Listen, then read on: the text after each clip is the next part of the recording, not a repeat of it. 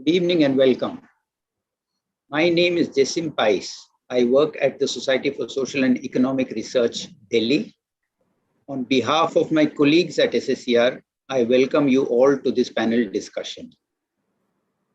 We have with us this amazingly distinguished panel of speakers, Professor Prabhat Patnaik, Professor C.P. Chandrasekhar, and Professor Jayati Ghosh. On behalf of the audience and my colleagues at SSCR, I extend a warm welcome to them. I also extend a warm welcome to Professor Surajit Mazumdar, who will moderate the discussions today. Our distinguished panel doesn't require any introduction.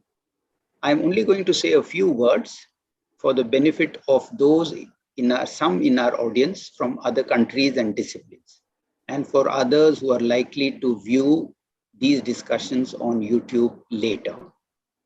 Professor Prabhat Patnaik has taught at the University of Cambridge, UK, and at the Jawaharlal Nehru University, Delhi, where he held the Sukumai Chakravarti Chair at the time of his retirement.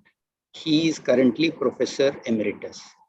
His books include Accumulation and Stability Under Capitalism, The Value of Money, Re-envisioning Socialism, A Theory of Imperialism. His most recent book, Capital and Imperialism, Theory, History and the Present, is a winner of Paul Sweezy Memorial Award. He is also the editor of the journal Social Scientist. We welcome you, Professor Patnaik. Professor C.P. Chandrasekhar is former professor of economics at the Jawaharlal Nehru University. His areas of interest include macroeconomics of development, the role of finance and industry in developing countries. He is a regular columnist for the Frontline magazine, Business Line, and the Economic and Political Weekly. Among his recent publications are Demonetization Decoded, a critique of India's currency experiment, which he co-authored with the other panelists, Karl Marx's Capital and the Present, 4 essays, and the most recent book, which he co-authored with Professor Jayati Ghosh and Professor Vikas Rawal, When Governments Fail, a Pandemic and Its Aftermath. Professor Jayati Ghosh taught economics at the Jawaharlal Nehru University for nearly 35 years and is now Professor of Economics at the University of Massachusetts, Amherst. She has authored and edited, alone and in collaboration with others, 20 books and published more than 200 scholarly articles, in addition to writing frequently in popular media. She is Executive Secretary, IDEAS, and serves on a number of international commissions. Professor Patnaik, Professor Chandrasekhar, and Professor Ghosh have been the 3 most prolific writers on this theme, starting from July 1991, when the economic reforms program was announced in India. During the 3 decades, they have followed every major political policy announcement, analyzed and written about it. There is practically nothing that they have not written about. We are extremely delighted and honored to have them speak on one platform today. It would be interesting for us to have their insights on what have been the major milestones of this period, what has been the importance of their critique and the critique of neoliberal reforms, what they thought would happen then, and what it has turned out to be. All 3 of them have been steadfast and extremely committed to critically examining neoliberal economic reforms in India. They have been in the forefront of offering intellectual inputs to the resistance to reforms. With this introduction, I welcome them and thank them for being part of our panel. Professor Surajit Mazumdar, who will moderate the session today, is Professor of Economics at the Center for Economic Studies and Planning. He has been their student at CSP and later on a colleague. I have some announcements before I hand over the session to Professor Surajit Mazumdar. The logistics of the discussion. We have a large number of participants, and therefore the microphone and video of all participants has been disabled. Members of the audience who wish to ask questions are requested to post their questions on the Zoom chat to a co-host called Dash Questions. Those of you who are watching on YouTube can also pose questions to the panelists on the YouTube channel. We shall take all the questions, club similar questions together, and the moderator shall ask the questions on behalf of the panelists, of the audience. We may not be able to take the names of each person who posed the question. We will try. Please address your questions to a specific speaker. We request the questions should be pointed. Please do not repeat the questions. We will try and accommodate as many as possible. Once again, I thank the panel for agreeing to come and speak here, Professor Surajit Mazumdar for moderating, and for this large audience for coming and participating in this session. Thank you. Over to Professor Surajit Mazumdar. Thank you, Jasim, and a very warm welcome to the panelists as well as all the participants who have logged in to hear them. The very fact that such a large number of people are going to be here to hear this panel, I think is evidence of the fact of what Jasim was saying, that the panel or its appropriateness to discuss this particular topic needs really no introduction. When we say 3 decades of neoliberal reforms in India, we are, of course, this is with reference to a perceived point of origin in July 1991, when a newly elected minority government in the background of a foreign exchange crisis made a slew of announcements which kind of set the stage for what was going to happen thereafter for a long period of time.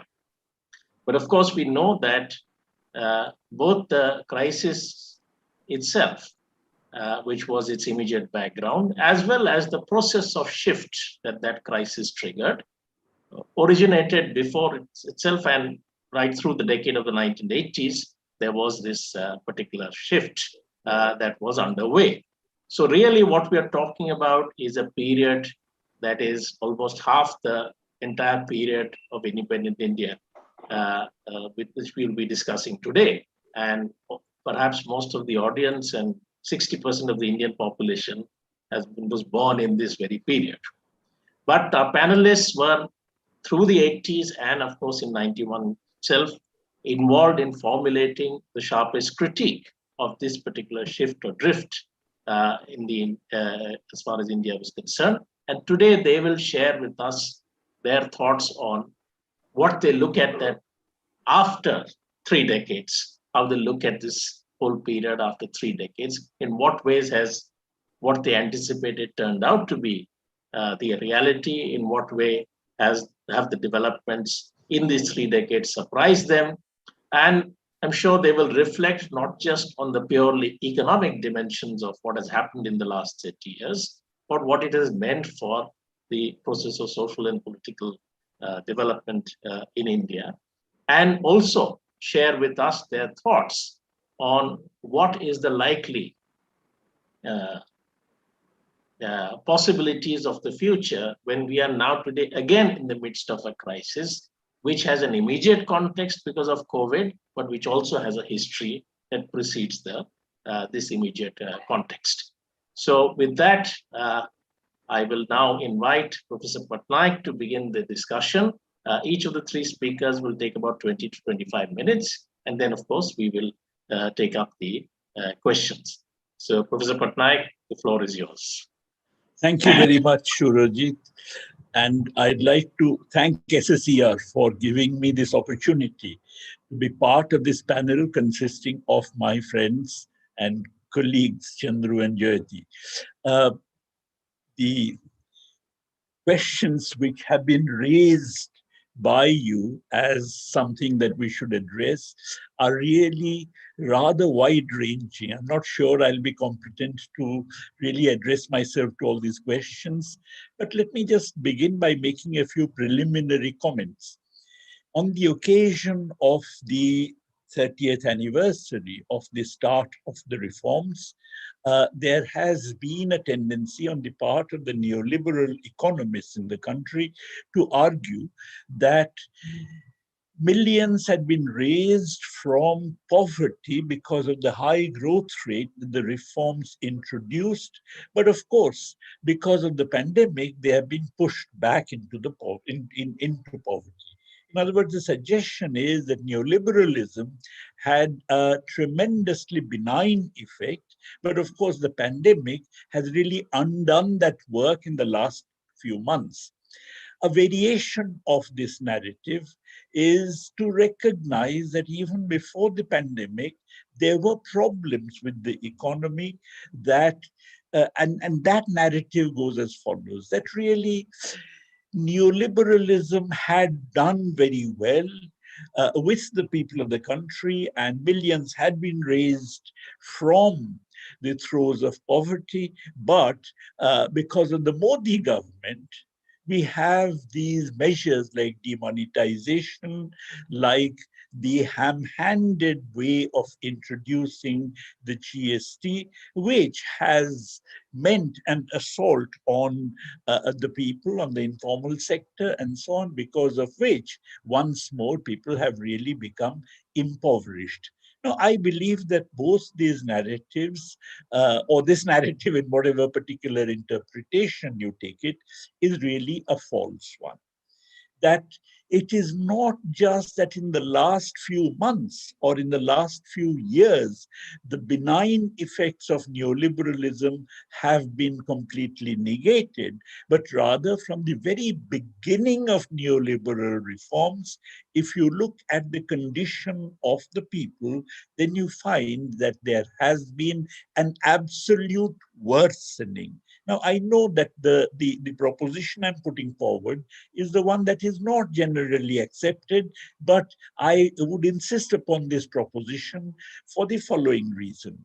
If you look, for instance, at the most elemental measurement of well-being, which is the the availability of adequate nutrition, then you find that in fact originally that was the Planning Commission's way of looking at poverty, that poverty was looked at in terms of that cutoff point at which the benchmark level of 2,200 calories per person per day in rural India and 2,100 calories per person per day in urban India was met. That level of expenditure at which this was met was really the poverty line. Now, if you look at this basic nutritional norm, then you find that the proportion of people in rural India who have fallen below 2,200 calories per person per day has actually gone up from 58% in 1993-94 to 68% in 2011-12. Now, this is something which is really, I take these particular years because they are the years of NSS large sample surveys. Likewise, in urban India, this proportion has gone up from 57% to 65% between these two particular dates. Now, when this is pointed out, many people say that, look, tastes have changed. As a matter of fact, you find all over the world, when people become better off in terms of a higher per capita real income, then their calorie intake also improves at least up to a certain level. In India, we are really talking about below that level. So typically, we should be expecting the calorie intake to increase with the increase in per capita real income. But if that has not happened, then it must be that there is something wrong about our assertion that per capita real incomes have increased. Now, I believe that one of the main things that we miss out when we talk about per capita real income is the privatization of a whole range of essential services, education, healthcare, and so on. Now, that really increases the costs as far as the ordinary people are concerned, of these services so sharply. And this, by the way, is not captured in the traditional consumer price indices, and that increases so sharply that, really speaking, many of them, in order to meet these expenditures, both take loans as well as reduce their intake of food grains and essential consumption items, which reflects itself in terms of a reduced calorie intake. As a matter of fact, some years ago, when I used to work for the planning board in the state of Kerala, and we were bringing in a bill in order to in order to set up a commission for the debt relief of agriculturists, one of the things that we came across is that the bulk of the agricultural credit, that means loans, which were taken, which actually were the cause of the distress of the agriculturists, was taken not for agricultural operations, they were taken for medical reasons. My father falls ill, I take him to a hospital, and when I do so, then of course I'll have to borrow in order to meet his expenses. Now, Kerala has a wonderful public healthcare system, but you can imagine that this phenomenon making itself felt in Kerala would be even more strongly apparent in the rest of the country. So this whole idea of millions being raised out of poverty because of the high growth rate that was brought in by the neoliberal reforms is really a narrative which simply has to be rejected. That this is something which has not actually occurred. On the contrary, people have become worse during this period nutritionally, which is reflective of a wider state of worsening. After 2011-12, things are actually abysmal, because you find that between 2011-12 and 17-18, there is an absolute decline in the real per capita consumption expenditure in rural areas. This is the average for everybody of 9%. Now, these findings were so shocking that actually the government of India decided to completely suppress them. And what is more, they have even discontinued the old style NSS surveys, which were started by Professor Prashant Mahalanobis. Now, the point is that therefore, this entire period has been a period of worsening despite the high growth rate in the conditions of what I would call the working population, by which I mean the workers, the peasants, the agricultural laborers, the craftsmen, the fishermen, and so on. Now, this is not very surprising. And this is where I come to the fact that neoliberalism had certain aspects that we had actually anticipated at that time, but it had some other aspects which we had not really anticipated. This is not very surprising because, as Professor Manmohan Singh, the architect of this neoliberal reforms at that time, said recently, that neoliberalism unleashed the animal spirits of the capitalists. In other words, it really gave them tremendous freedom. Now, when you unleash capitalism, when you unleash the animal spirits of the capitalists by getting rid of the dirigist regime, the regime of controls upon them that existed earlier, then what you are also doing is releasing the pressures on them, the constraints on them that had existed earlier, from making encroachments on the petty production sector, on peasant agriculture. In other words, what Marx had called primitive accumulation of capital is something which was also restricted at that time under the dirigist regime, but that too is something which has been now removed. I'm not saying that within agriculture there was not a tendency towards capitalist development. Of course there was, but that was within agriculture. It's not that the outside capitalist sector was allowed to make encroachments on the pre-capitalist sector that had existed earlier. Now that constraint has gone, and of course this is visible in numerous ways. The very idea that I was just now mentioning about the rise in the prices of essential services like education and healthcare is one instance of it.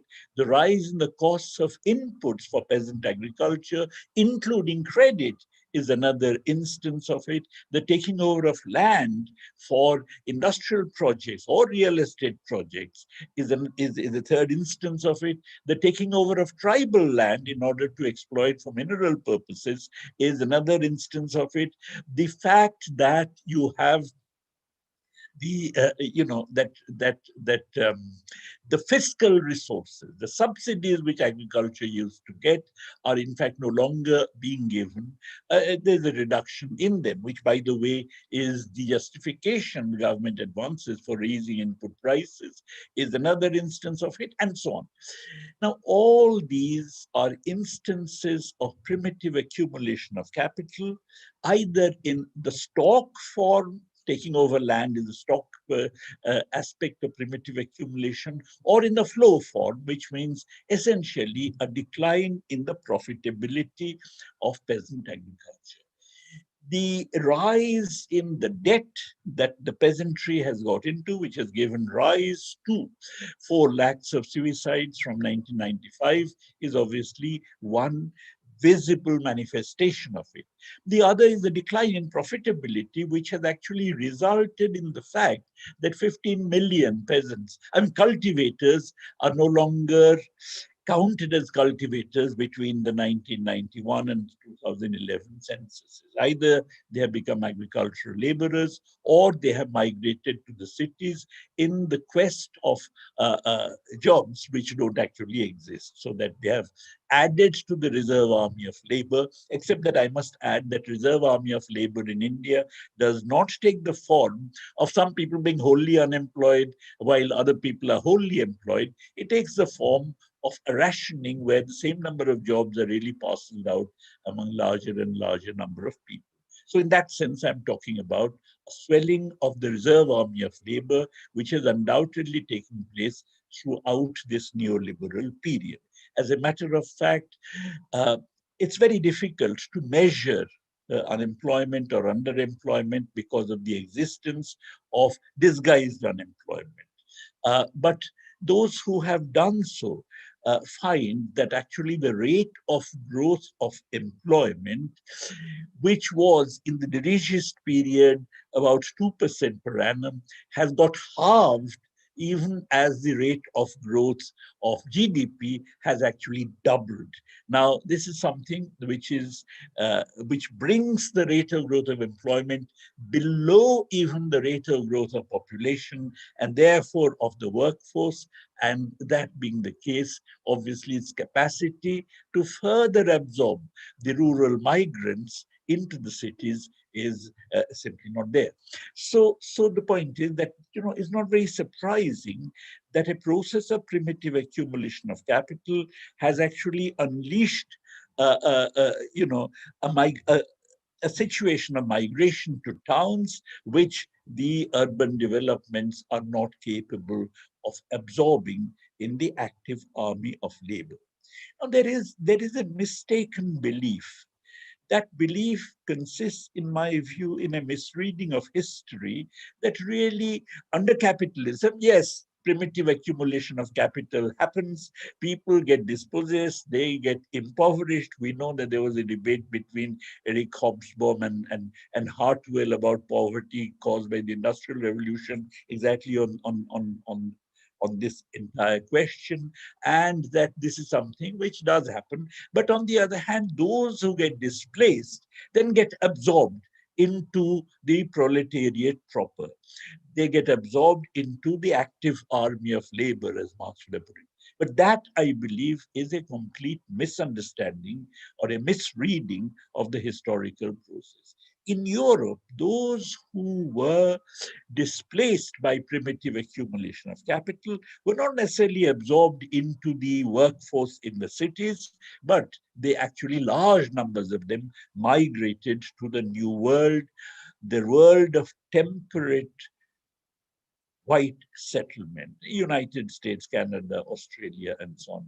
According to Arthur Lewis, 50 million Europeans migrated in the long 20th century into the New World. Now, obviously, therefore, you actually had some tightening of the labor markets.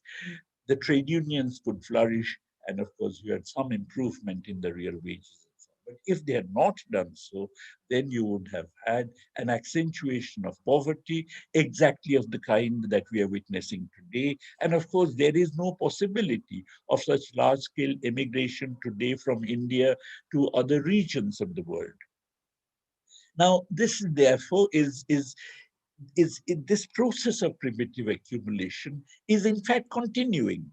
The assault on petty production and peasant agriculture has not come to an end, it's continuing. In fact, Modi government's 3 farm laws are a part of this assault. And let's be very clear, these farm laws are not Modi's brainchild, they're part of the neoliberal strategy. It's true that some other government may have actually pursued this strategy with greater finesse, but the Modi government is actually pursuing something which is a part of the neoliberal agenda. As a matter of fact, in May 2018, the United States wrote to the WTO that the Indian government is subsidizing its agriculture to an extent which is not permitted by WTO. Why? Because 1986-88 is the base period.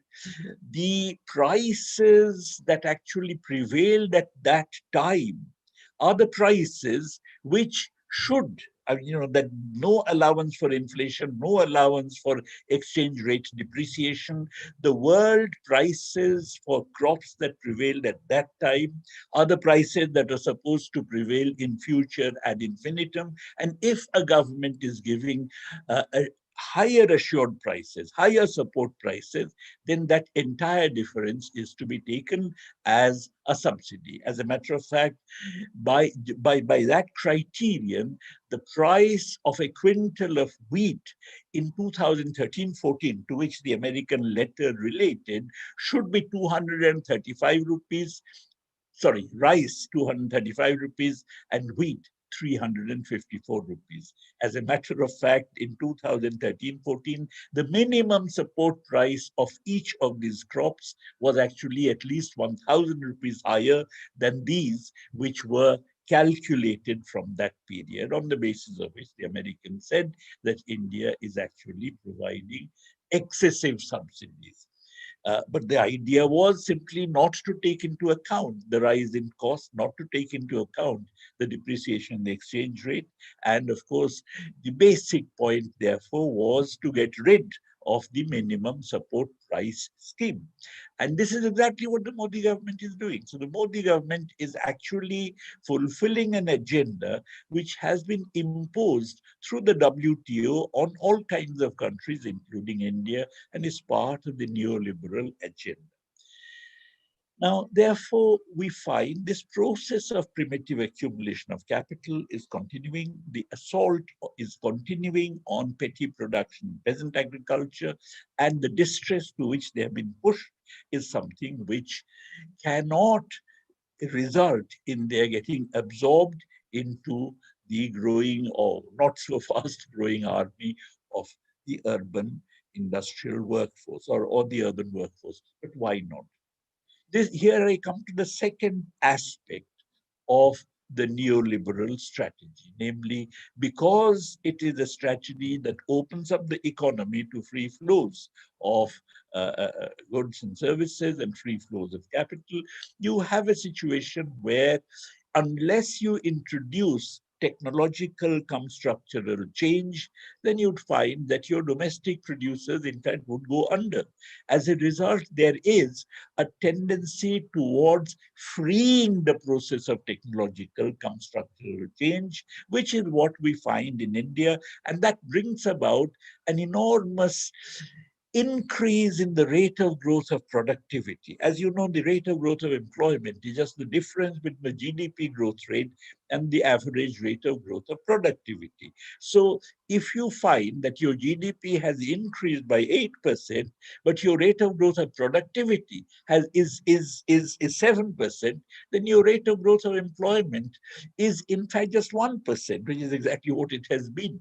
And consequently, neoliberalism, at the same time that it actually unleashes the primitive accumulation of capital, also gives rise to a situation where employment does not increase.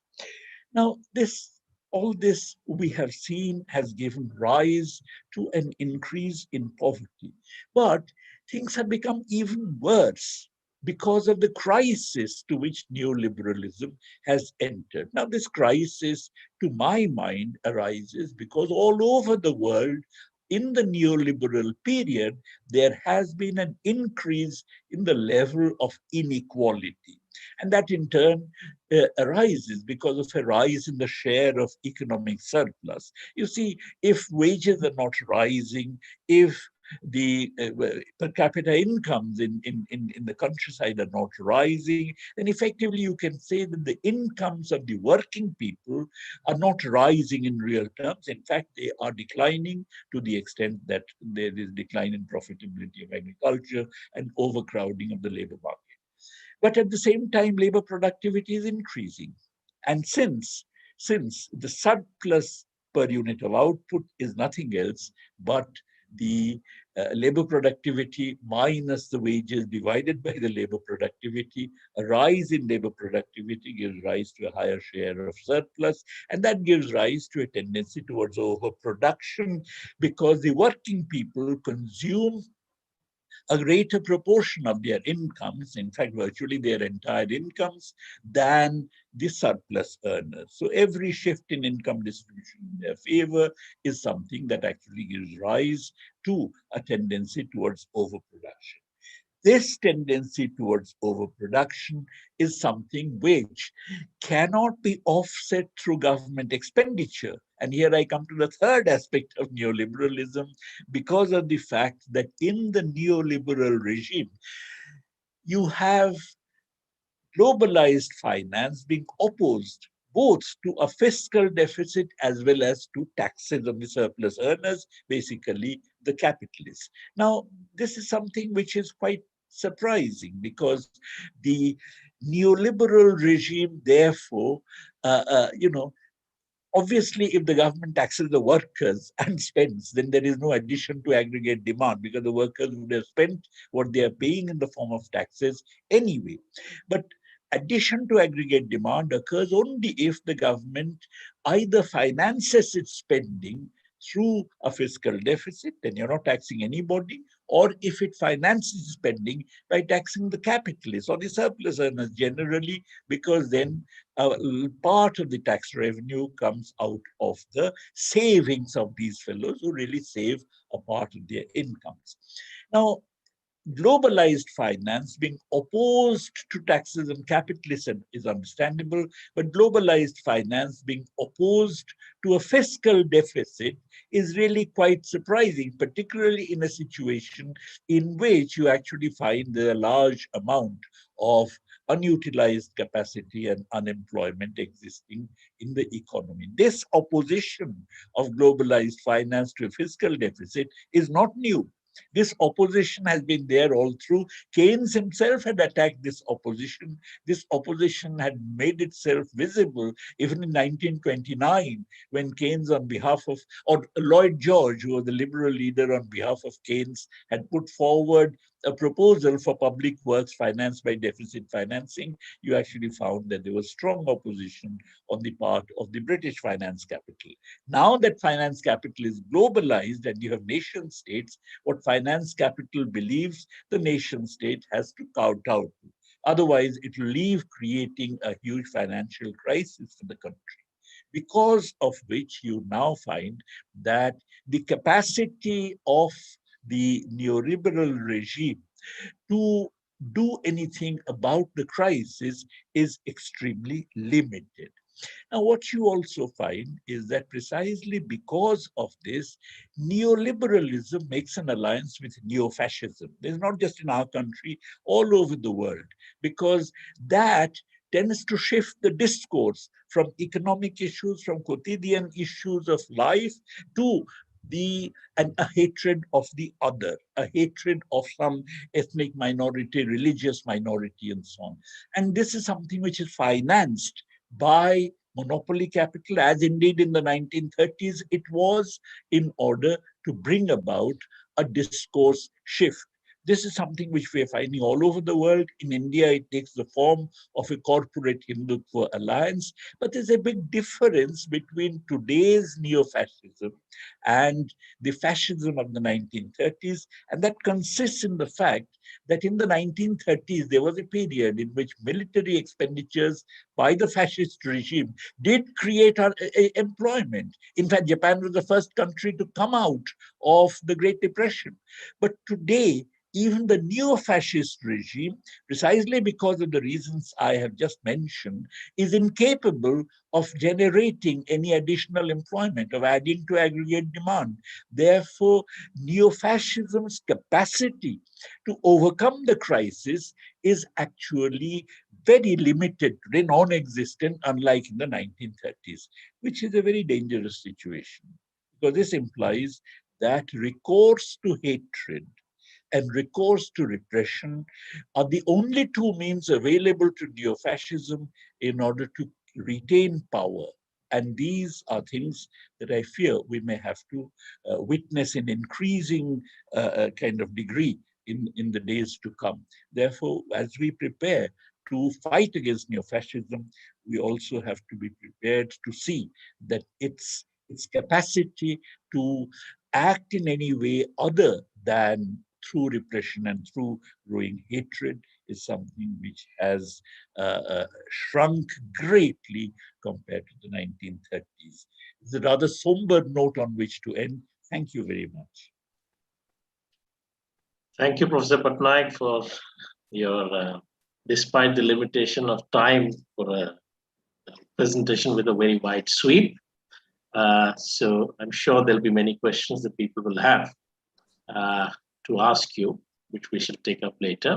So may I now invite Professor Chandrasekhar to... Okay, thank you, Surajit. Am I audible? Yes, you are. Okay, thank you. And thanks to SSCR and Jessim and Vikas and others for having invited me to join you this evening in this panel. I want to start in some sense being contrary, but flagging something which was mentioned by Surajit in his introduction, which is that though routinely the idea, the way we look at it is that neoliberalism in India began in 1991, in July 1991, when post balance of payments crisis, the Indian state decided to publicly embrace neoliberal ideology, which put simply, or sort of to paraphrase, is a perspective which, at least in terms of its rhetoric, essentially says that it advocates market fundamentalism, but behind that advocacy of market fundamentalism is an attempt to use the state to engineer a redistribution of income from the large mass of people to big business in finance, or to the top 1%. And that's the kind of regime that was embraced through the sets of policies which were implemented starting from 1991. But as I said, it wasn't only in 1991. And this is important to realize because in 1981, India, as most of you would recall, went in for a large loan from the IMF. At that point of time, there was no crisis. The justification which was given for going in for that loan from the IMF was that it was a point of time when India needed to restructure its economy, given the oil shocks, the increases in prices, which increased our import bill. There was no crisis, but we have the time to be able to use this finance to, in some sense, make a transition to being a more competitive economy, which can earn the foreign exchange needed to finance the larger import bill, which is going to follow the increase in oil prices because of the oil price shocks of 73, 74 and 78, 81. Now, the thing is that taking note of this is important because of the fact that very often the argument given for why exactly the Indian state or the Indian government made this transition to neoliberalism is that it was inevitable because of the fact that the interventionist strategy with protection and import substitution, which was adopted in the period after independence, in particular after 1951, had failed, and it had failed in terms of its ability to be able to generate growth. It had failed in terms of its ability to be able to deal with the problems of poverty and social deprivation, and therefore we had no alternative to switch to a new strategy, which is going to be a strategy which, unlike the one which privileged state intervention and leadership and focused on growth on the basis of the domestic market, is now going to be one which is more export and market friendly, and that was what was transited to. The difficulty with this argument, of course, besides the fact that that is not what we've transited to, India is by no means a successful export-led economy. But the difficulty is that if we want to identify a point of time in which we could say that the growth strategy adopted in the 1950s had lost its momentum, then we're going to speak of the period after the mid-1960s, when after two bad harvests, we had a severe inflationary and balance of payments crisis. And India entered into a long phase of a decade and a half of slow growth, which economists referred to as the secular stagnation of the late 60s and 1970s. So if the transition was going to come because of the failure of that strategy to a more market and export-friendly regime, then it should have occurred sometime in the late 60s or in the 1970s.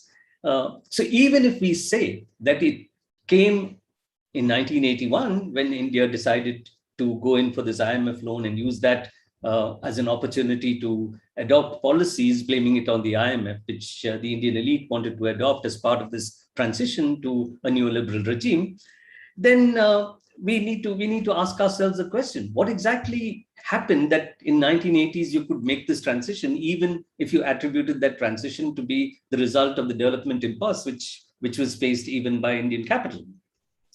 And if we ask that question, the answer sort of does not come from within the economy per se. The answer really comes from changes which had occurred in the international financial system, where for many reasons, but particularly two. One, of course, was the fact that the two oil shocks had resulted in a large accumulation of foreign exchange surpluses with the oil exporting countries, which had come together in OPEC to raise prices. And a large part of these surpluses, which were earned by these oil exporters, were deposited in the international banking system. And that therefore, there was a significant increase in liquidity in the international financial system.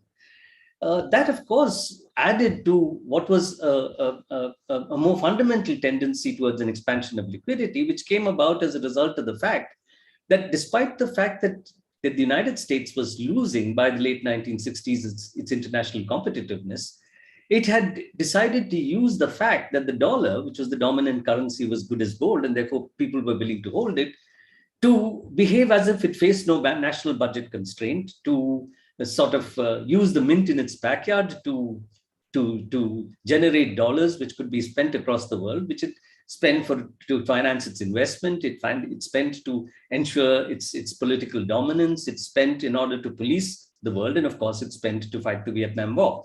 So there was this huge liquidity which essentially came because of the large deficit spending by the United States government, based on the fact that it was the home of the reserve currency. That this kind of an expansion of liquidity, of course, really meant that to the extent that it accumulated in the private financial system, including in the euro-dollar market, etc., meant that the financial system had to keep this money moving. It could, up to a certain point of time, lend as it did in the developed industrial countries in the metropolitan core. But if you have a surge in liquidity of this kind for multiple reasons, and there were other reasons as well, which I don't intend to go into, then it's necessary to find new targets to lend to and to invest in. And at that point of time, or till that point of time, developing countries or underdeveloped countries were not considered to be safe enough, or they were considered too risky for multiple reasons in the perception of international finance, to actually, to be seen as targets for the flow of private financial capital. So whatever capital flowed to the developing countries essentially was capital which came either in the form of foreign direct investment of multinational firms trying to establish capacities to service their markets, or it came through the development aid network, through the bilateral and multilateral development aid channels. And therefore, in both senses, both in terms of money which came from foreign direct investors and from governments and multilateral agencies, the amount of money which went to a particular country was determined from the supply side. It was based on the decisions of foreign investors, or it was based on the decisions of developed country governments, whether and how much a particular country would receive in terms of flow of foreign finance. This essentially meant that the ability to be able to ride on foreign finance as part of any growth strategy was obviously non-existent. Forget about the fact that it could make you vulnerable and could be risky, but it was virtually non-existent, in as much as I said, the degree to which you could access it was determined from outside. And the moment after your export earnings, you exceeded your expenditure of foreign exchange relative to what you received from these supply side determined channels, that you would end up with a situation where you had a balance of payments crisis, and the effort at pursuing a strategy which is import intensive or foreign exchange intensive will become unsustainable. Now that obviously changed in the 1980s, when, because of this huge accumulation of liquidity, international finance, private international finance, looking for new areas to lend to and to invest in, suddenly discovered frontier and emerging markets. Developing countries which were earlier seen as unsafe to lend to and invest in, now suddenly were seen as opportunities for lending and investment because of the fact that the exposure of international finance to these countries was low. And this was used by many countries. And one country which chose to use it in the 1980s, of course, in a halting fashion, because of the fact that there was considerable opposition within the democratic framework that we had, the parliamentary democracy that we had, an opposition which was reflected in the kind of strong criticism which the 1981 IMF agreement was subjected to, that therefore it was a so slow process of liberalization. But India decided to go to the IMF, get itself a loan in 1981, and that would serve as a certificate to make it an attractive destination and a safe destination for international capital, because the IMF was basically seen as being an agency which could police developing countries on behalf of global finance. Now, having done that, if you actually look at it, in India's case, we had a significant increase in the amount of inflow of capital from about, if you look at the stock of external borrowing of external commercial borrowing of India, it went from something like $20 billion to about a little more than $80 billion by the time we got from 1981 to 1991. And using this, the government decided, particularly after the mid-1980s, 1985 onwards, to liberalize imports so that you could, in some sense, import capital goods and intermediates to produce a set of commodities which the well-heeled Indian elite, thus far deprived from these commodities, but aspiring to the living standards of the rich in the developed countries and having the wherewithal to do so, suddenly could access these commodities because of the fact that this foreign exchange could be used to finance the imports of a range of commodities. And while doing that, the government decided simultaneously to pump prime the economy, to undertake large expenditures, not through imposition of taxes or mobilizing surpluses, but by borrowing from the market.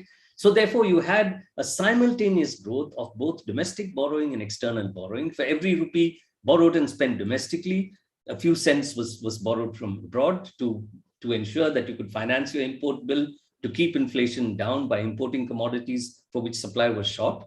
And this resulted in a sudden step up of growth. We moved from what used to be called the Hindu rate of growth. We moved to a rate of growth of about, on average, about close to 5.5%, 5.3% or so in the 1980s. So this was taken as being an indication of the fact that if you actually move to this kind of a strategy, then you're actually going to get a high rate of growth. Besides all which was pointed out by Prabhat with respect to the consequences for those who are deeply mired in poverty and social deprivation, the argument was one in which the obsession was with GDP growth, and it was argued that you're actually going to have a significant increase in GDP growth as a result of pursuing a strategy of this kind. In the 1980s, it was said, illustrated this.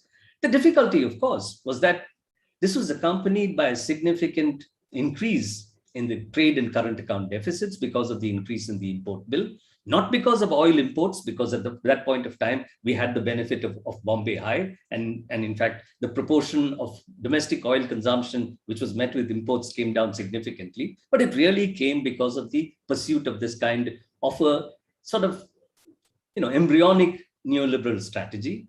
And as this deficit widened, international investors, including, of course, non-resident depositors at high interest rates in Indian banks, began to worry about the possibility of a devaluation of the rupee. They soon decided to cut off access to large amounts of credit, and that led up to the collapse in reserves and the balance of payments crisis of 1991. Now, in a bizarre turn, this failure reflected in the crisis of 1991 of early neoliberalism actually became the case to now advocate a much more, to actually move from embryonic neoliberalism to full-fledged neoliberalism, of course, over time, because you can't implement all these strategies. And therefore, we saw, starting from 1991, with one more IMF loan, the decision was to try, the decision was to try and accelerate the process by which the shift, which could not be made so easily in the 1980s because of domestic political opposition, could actually be now made, saying that there is no choice because of the fact that we faced a crisis and it's imperative that we go to the IMF. We've already pledged our gold to the Bank of England, et cetera, and we made this transition. Now, the thing is, at that point of time, a number of us, at least some of us, me being one of them, said that, listen, this is not going to work. This is not going to work. We felt for two reasons. One was, of course, the fact that, listen, having burnt its fingers, international finance is now not going to actually say that we'll give you any amount of foreign exchange that you want, okay? And it was also not going to work, it appeared, because of the fact that the commitment which was made to the IMF at that point of time was that India would significantly reduce its deficit or its expenditure, its state expenditure financed with borrowing. So the two elements of debt, public debt in terms of domestic borrowing and public debt and some private debt in terms of external borrowing, that this was not going to be available. And if it was not going to be available, you could not return to the growth strategy of the 1980s. And if you could not return to the growth strategies of the 1980s, the structural crisis that you faced in 1960s would reassert itself. And therefore, you're really going to have a medium-term crisis. Now, actually, if you look at it, it did not happen this way, at least as far as the elite and the growth obsession was concerned. Of course, it did not really, it resulted in a worsening of conditions for the poor and the working and unemployed poor. But what we actually saw is that starting from a few $100 million at the beginning of the 1990s, in fact, you actually had some increase, first to about $3 billion and subsequently about $5 billion by the time we got to the end of the 1990s in terms of foreign capital inflow. Now, why did this occur? This occurred because of the fact that internationally, still the international financial system was awash with liquidity. Secondly, though India faced a balance of payments crisis in 1991, it wasn't a basket case.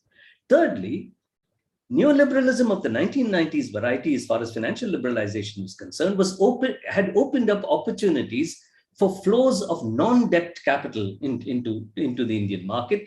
You allowed capital to come into the stock market, you changed the caps with regard to foreign investment, et cetera, et cetera. You had a series of changes which were adopted, which allowed bond and equity finance, particularly equity finance, to come into the Indian market. And over a period of time, this was followed by creditors also deciding that it seemed to be time in which they could come in. And given that, the Indian government actually decided very soon into its what was supposed to be a 3-year IMF program, decided to say that we don't need the IMF loan anymore, and broke its links with that particular facility, and therefore was no more under even monitoring by the IMF necessarily in terms of having to meet targets with regard to the fiscal deficit, so that you could actually return in some sense, not to the same degree with the same intensity, you could return to the strategy that you adopted in the 1980s. And now with the larger degree of liberalization, you could actually have a process in which domestic production of import-intensive commodities to meet the pent-up demand of an elite could actually push up industrial growth along with the growth which came because the government could, in non-inflationary fashion, sustain expenditures by borrowing without running into inflation because it had access to this foreign finance which was coming in. And that, of course, was the 1990s. But the problem was that as you went through this, you ended up accumulating legacy foreign capital, of course, foreign institutional investment, but also foreign capital of other kinds which had come into through the private placement market, through what was called foreign direct investment, and so on and so forth. And this obviously meant that it was the pressure now for the government not to stick to its sort of profligate ways, if you want to call it that, though, of course, there are, as Prabhat pointed out, situations in which it's not profligacy, but it's the right thing to do, particularly when you have unutilized capacity besides unemployed labor.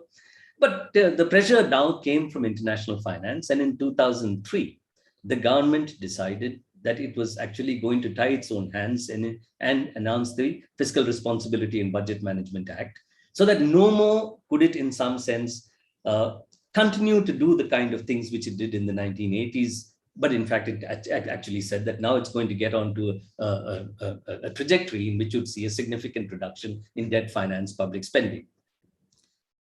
Now, however, along with this, what you actually saw was that because of the surge in liquidity which occurred in the years leading up to the 2008 global financial crisis in the international financial market, and after the crisis, because of the decision of the Federal Reserve to inject huge amounts of liquidity at extremely low rates of interest, and because of the fact that you actually did this at a point of time when you decided to do this even subsequently because of the fact that the COVID crisis came and these unconventional monetary policies continued, you ended up with a situation where the global financial system remained flush with finance or overburdened with liquidity.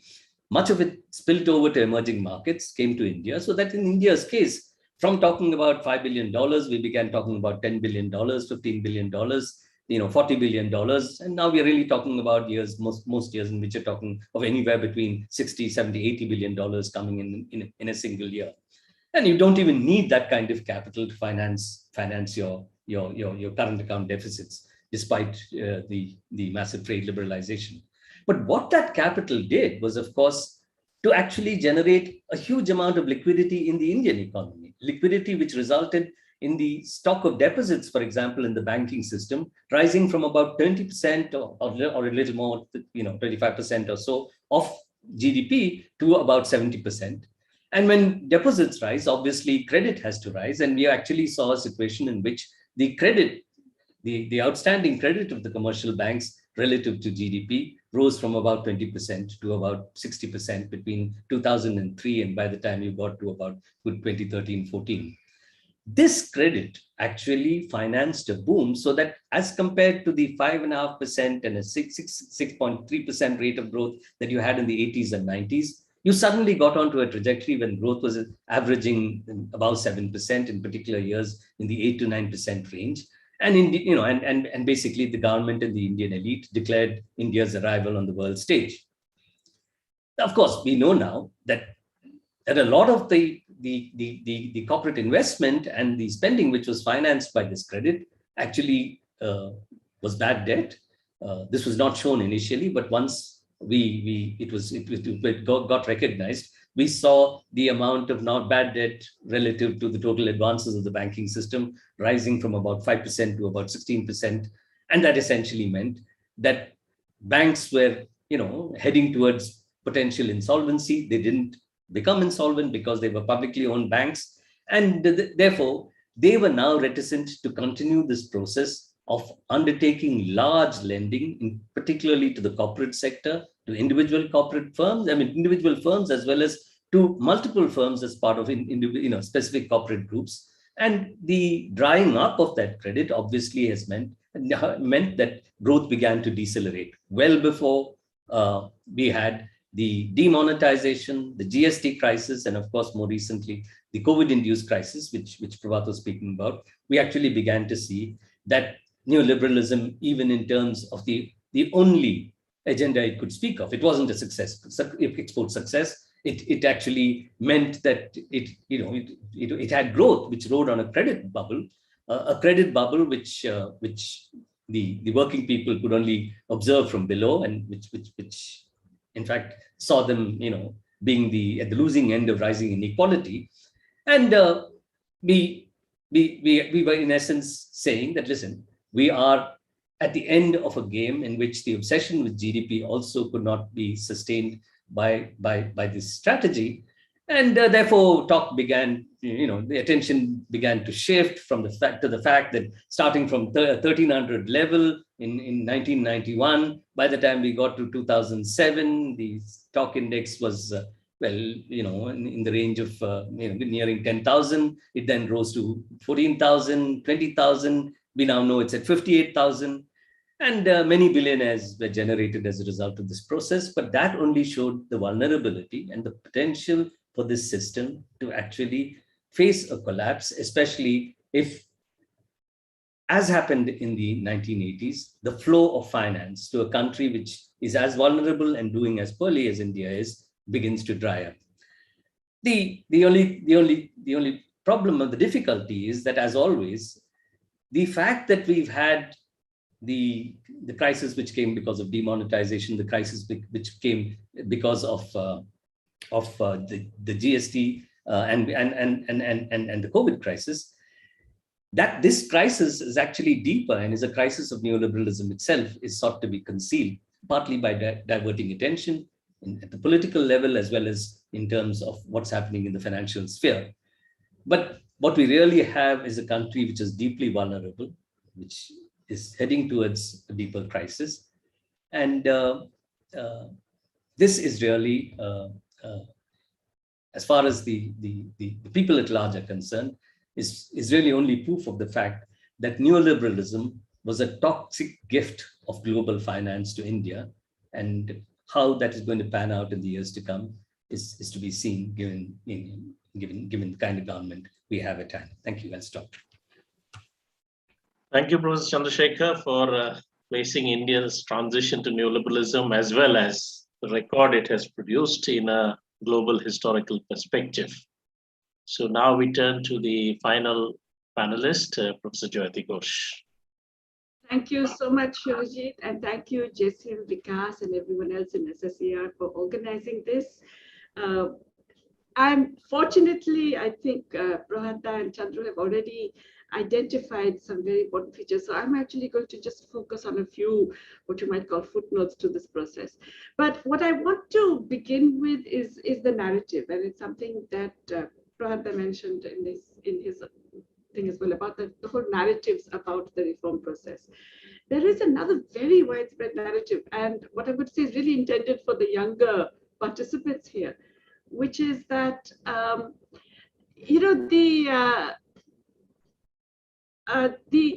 there's this perception that India before 1991 was this deep, dark place where nothing happened, where there was, where you couldn't get a gas connection, where you couldn't get a telephone, you couldn't get a car, and it was all really like prehistoric, primitive conditions. And then you got liberalization, and then we got IT, and we got software industry, and we got all these wonderful things that happened because of economic liberalization. Now, this is actually a completely false and bizarre narrative. In fact, it's as ridiculous as the other narrative, which says that nothing happened in India for 70 years until a particular party and a particular leader came to power.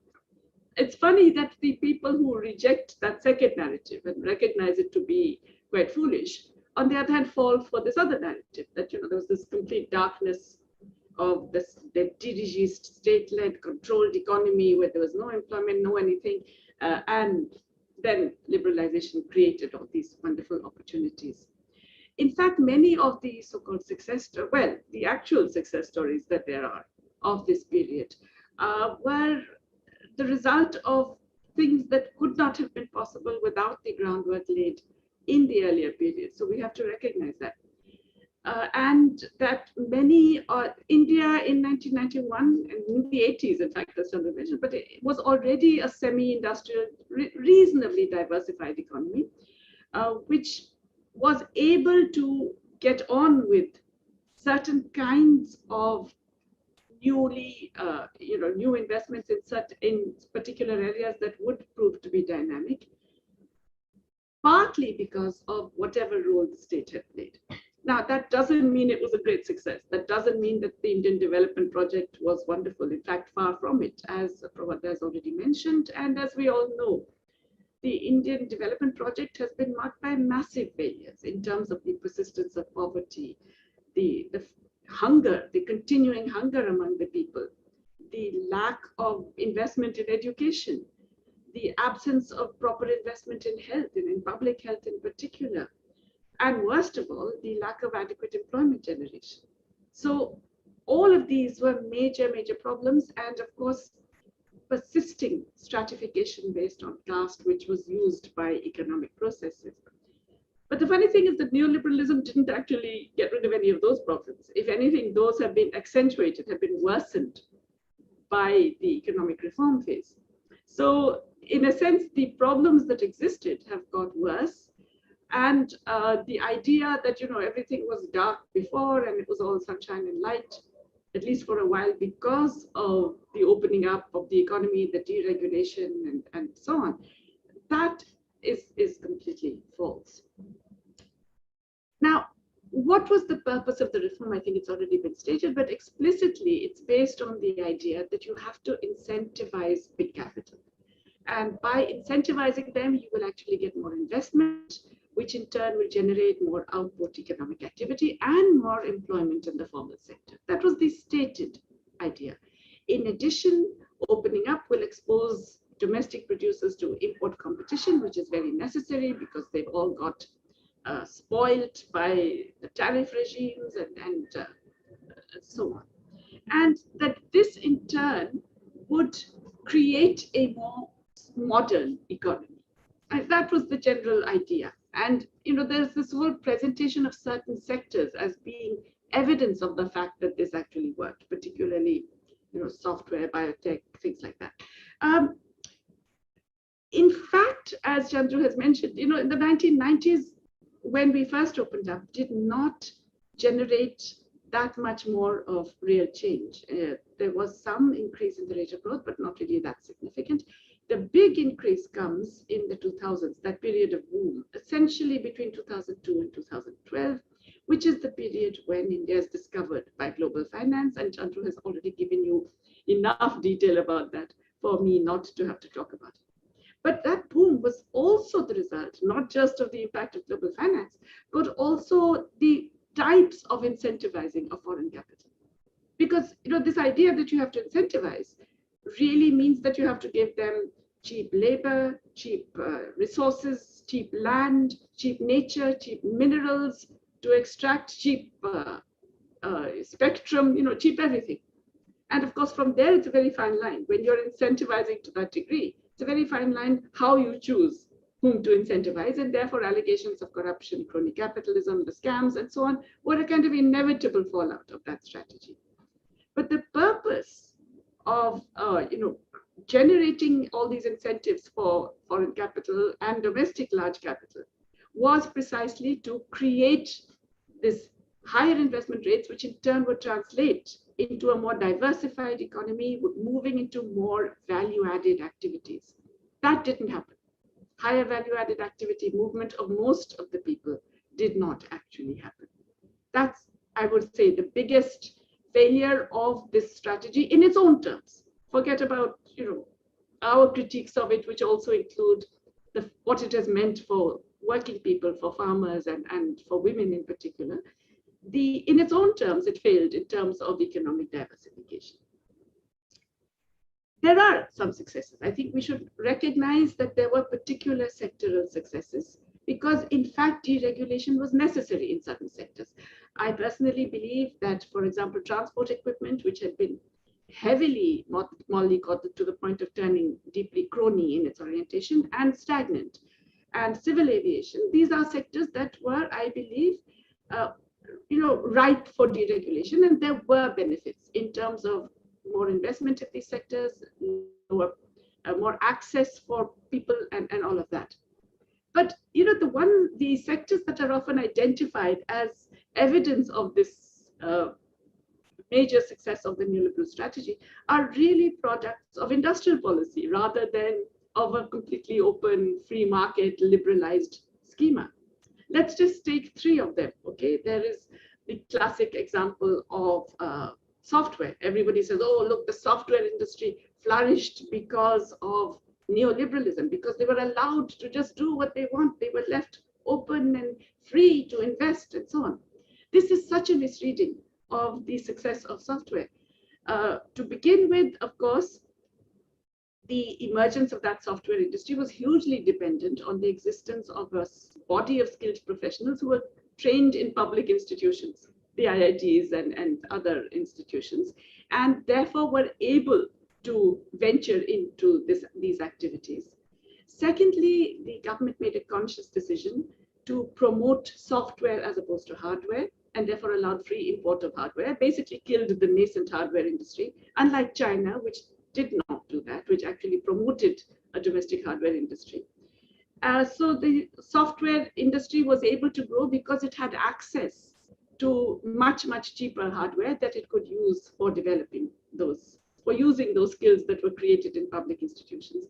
And most importantly, very open and blatant industrial policy in the form of a tax holiday. 20 years of tax holiday on profits made in the software sector, which is actually unbelievable. It's a very rare and extreme kind of industrial policy that was adopted.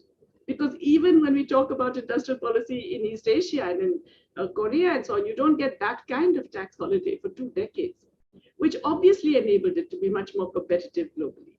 So software, very, very clearly a result of industrial policy and active state intervention in this particular market and activity. Let's take another example, automobiles. It's seen as an export success, and it is. Of the industries that existed in this period, definitely the automobile industry has grown and has been able to export and so on. This too was very much a product of industrial policy because there was some important entry of new players. I believe that that was necessary. It was required to increase competition and allow more investment and so on. But most of all, there was a policy whereby domestic producers, anybody, including foreign producers who came to India, had to actually gradually increase their reliance on domestic inputs. It was actually a rule of up to 80% reliance on domestic indigenization of your inputs. And that gave rise to a very large and vibrant automobile ancillary industry. And you've got industrial clusters emerging. For example, in the Chennai region, in the outer Delhi region, Manesar and so on. So you got the emergence of industrial clusters because of an industrial policy that forced producers to rely on locally produced inputs. This was possible until 2005, when the WTO's TRIMS agreement basically made it very, very difficult to rely on this. But fortunately, by 2005, we had already built a fairly large automobile ancillary industry, which could then be globally competitive as well. It's a different matter how that will proceed over time, but that really explains also the success of the automobile industry in India, that industrial policy. And of course, the biggest success until recently was pharma, the pharmaceutical industry, which is a direct creation of the Indian Patents Act 1960, because the Indian Patents Act allowed patents on pharmaceutical products only for processes, not for the product. And that enabled reverse engineering. As we all know, it enabled domestic companies to take chemical compounds, break them down, and figure out their own ways of making it, which made Indian drugs the cheapest in the world, which allowed us to have the most competitive lowest cost drug industry in the world. We were exporting drugs all over. We were a major player in reducing costs for HIV/AIDS drugs all over the world. And this was entirely, again, a result of domestic legislation and policy. Once again, the TRIPS agreement didn't allow that anymore from 2005 onwards. And we have seen that since then, the pharma industry, most of the big players have been taken over by multinationals.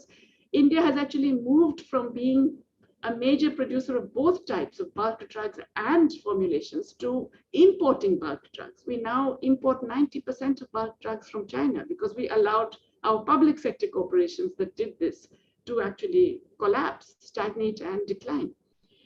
And so what was a major success has become much less of a success. And we can see the evidence of that even during this pandemic, when despite claiming to be such a great vaccine producer and having one company as the largest vaccine producer in the world, we are unable to produce domestically vaccines for our own people. Again, largely because we are not letting our domestic public sector enterprises get into this. So yes, there were successes, but these successes were the result of industrial policy, not the result of liberalization. Okay, so insofar as industrial policy could still exist till about the mid 2000, till about 2005, those were the beneficiaries. But there were many other sectors. In fact, most manufacturing and other sectors in the economy that suffered from that liberalization, that could not face the import competition, which comes, mind you, from not just other small producers over the world, but from very large oligopolistic companies that can have huge market power and can easily, sort of drive out competition through underpricing for a period until they have wiped out the competition.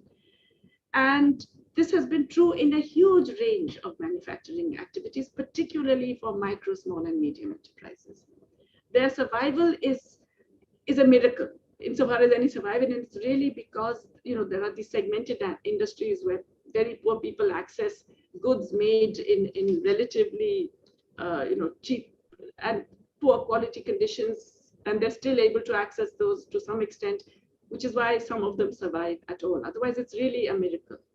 And part of the reason that it's a miracle that they survive is because the fiscal constraints that Chandru was talking about meant that there was really no major push for infrastructure investment by the government. There's this huge assumption that the private sector will come and do it. And of course, they don't. They don't really invest in infrastructure unless you make massive concessions and subsidies and promises. And even then, they don't really do it. All the attempts at public-private partnership, which became so marked, especially in the 2000s, have pretty much failed. Okay, so the boom occurred because of the entry of finance, as Chandra has talked about, and because all these concessions were offered to big capital. Take the minerals, take the land, get cheap labor, get cheap spectrum, get everything cheap. And what happens then is that the large private corporates get used to that and then want more and more and more. There's always talk of new generation reforms, the next round of reforms. It's never enough. They will say, no, we're not going to invest until you give us even more. And why will they not invest? Because you would say, look, it's rational for capitalists to invest. That's what they're supposed to do. Because the market, the domestic market, is shrinking. It's the point that Prabhat made about how consumption of ordinary people is shrinking because wage shares in the economy overall are declining, self-employed incomes are not growing. So the market domestically is not growing enough. And therefore, there's no really incentive to go in for massive mass production that will give you those benefits of economies of scale. There's no incentive to invest more in a whole range of goods. So you find investment rates coming down progressively from 2012 onwards, well before demonetization, which of course was another blow, well before the GST chaos, well before the pandemic. You find investment rates coming down. Agriculture, Prabhat has already talked about, so I'm not going to belabor the point, but just to say that the latest farm bill is really, if you like, the final nail in the coffin for a sector that has been hugely attacked by the nature of the trade openness. You are exposing small and marginal farmers cultivating very, very small plots of land to major agribusinesses that are heavily subsidized and continue to be heavily subsidized because all the rich countries take advantage of loopholes that they created in the agreement on agriculture, while denying us any ability to provide minimal subsidies for food security in our own countries. So agriculture has been really, I mean, again, it's a miracle that agriculture has survived because of the kind of onslaughts that it has faced through the nature of global trade. The price volatility, the progressive reduction in crop prices while input prices keep rising, and the extreme ability of global corporates to influence both input and output prices, which of course would be heavily amplified by the farmers' bills, which would remove even the little protection that exists in terms of procurement prices and so on. I just want to highlight two other aspects because I know that it's getting late and people must be exhausted already with hearing all of this. But one feature of this, one of the major failures, if you like, of this whole period has been the lack of employment generation. It wasn't great before, has been even worse thereafter. But an aspect of that has been the growing reliance on unpaid labor in our economy. And this is an aspect of neoliberalism in India, which is relatively unique, I think, and we really need to talk about this much more, which is that we have moved from already low women's recognized work participation rates to absolutely abysmal rates. Part of it is because women get rationed out of not just good jobs, but any jobs whenever they are available. As they get more scarce, women get rationed out of them. But partly it's because it's more and more reliance on the unpaid labor of women for not just domestic care work and domestic household duties, as they are called, but a whole range of activities which are directly contributing to sustaining economic activity. And that refers not just to unpaid helpers in family enterprises, but also to the range of extended work like fetching water, fetching fuel wood, looking after poultry, looking after kitchen gardens, doing all kinds of other things that would be economic if they were paid for, would be classified as economic activity.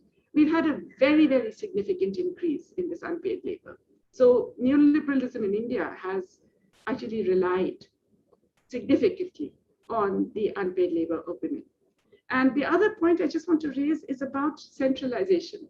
The claim is always that it's a decentralizing thing. Markets are decentralized, and therefore it's removing the state is actually decentralizing economic activity. But this is accompanied, in fact, first of all, it's not, because you're actually encouraging oligopolies and crony capital and all of that, and monopolies in some cases. But it's also that you are heavily in for political centralization.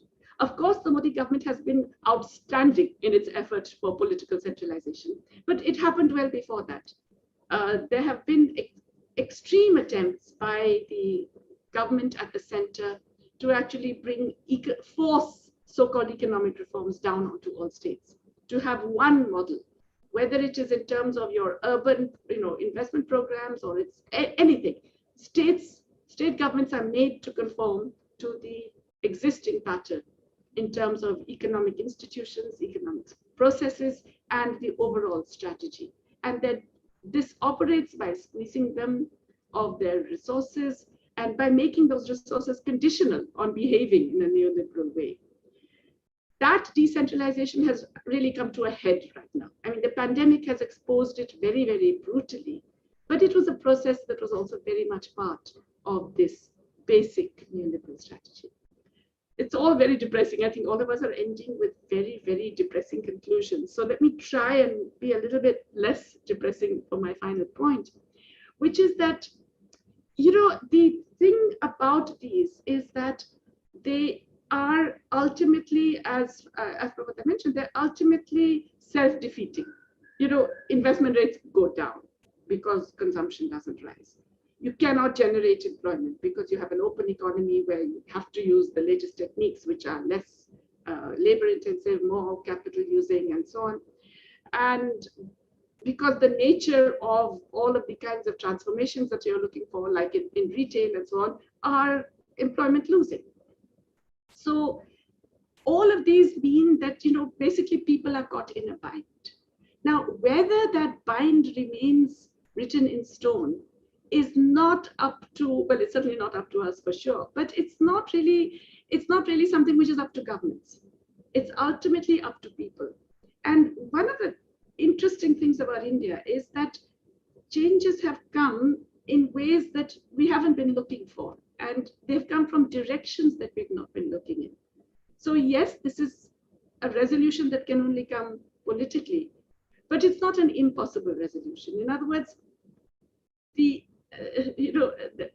I do believe that while democracy in India is very much under threat, it operates in strange and different ways. And I do think that it actually would generate new kinds of economic processes that we don't necessarily always expect or look for. So let me stop here. Thank you, Jyoti, for your footnotes, which are in Dobbs style. For those of you who may not understand, Maurice Dobbs was very well known for having these long footnotes in which perhaps often more important points were made than in the main text. So Jyoti's footnotes can also be described as footnotes in Maurice Dobbs style. So now we have heard the three panelists, and we have roughly about half an hour available to take up questions that people have given. So we'll begin with a set of questions. I mean, there are several questions, so obviously it's not going to be possible to go through each one of them individually. So let me pose them to the speakers turn by turn in like clubbing some questions together. There is a first set of questions for Professor Patnaik, which relate to the broad question of alternatives. Okay, so in general, is there an alternative to neoliberalism in the post-Soviet world? Are there alternatives available to deal with specific issues like balance payments problems and crisis?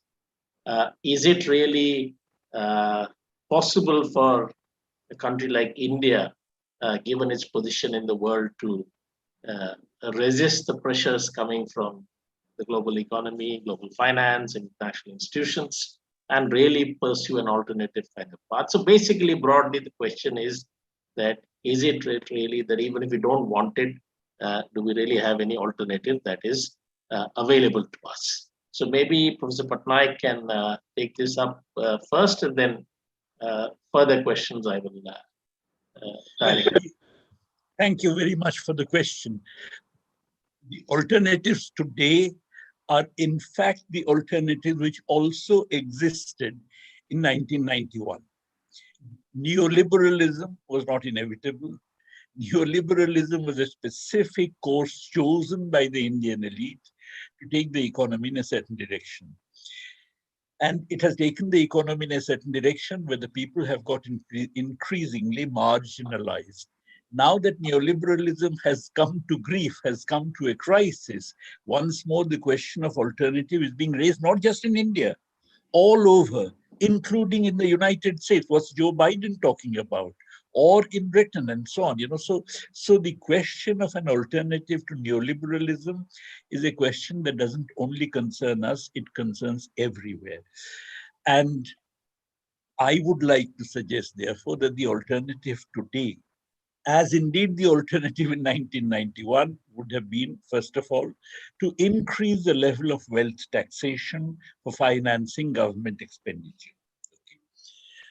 This is something which in India, progressively we abandoned the wealth tax. And of all the different forms of taxation, that is profit taxation, indirect taxation, and capital taxation referring to a subset of what we may call wealth taxation in general. Kaleski had argued that wealth taxation is by far the best, that is capital taxation is by far the best. And in fact, that is a suggestion which has been made in the United States by Elizabeth Warren as well as Bernie Sanders. And I think it's time that we actually took it seriously. as opposed to all this talk about asset monetization, which is a way of handing over assets to capitalists. The whole idea should be to have wealth taxation, to increase government expenditure, and especially expenditure on education and health. You know, health expenditure, a minimum of 3% of health expenditure is something which has been talked about for decades, but we are far from that. A minimum of 6% of GDP going for education was talked about the Kothari Commission, and we are far from that. And consequently, we actually are falling way short. And you know, if you have to have an egalitarian modern society in which we transcend caste divisions, then it becomes absolutely essential that every citizen must have access to quality education, access to quality healthcare, and these have to be provided by the state, and we can easily provide it by financing government expenditure through wealth taxation. In fact, I would go further. I would say that at least 5 rights should be made fundamental economic rights, just as we have fundamental political rights. I know that these fundamental rights are being trampled upon, but nonetheless, they exist in the Constitution and provide some kind of support for our democratic structure. We should have 5 fundamental economic rights: the right to food, the right to employment, failing the provision of employment, the right to a full wage, the right to quality publicly funded education, the right to quality publicly funded healthcare, and the right to old age pension, a living old age pension and disability benefits.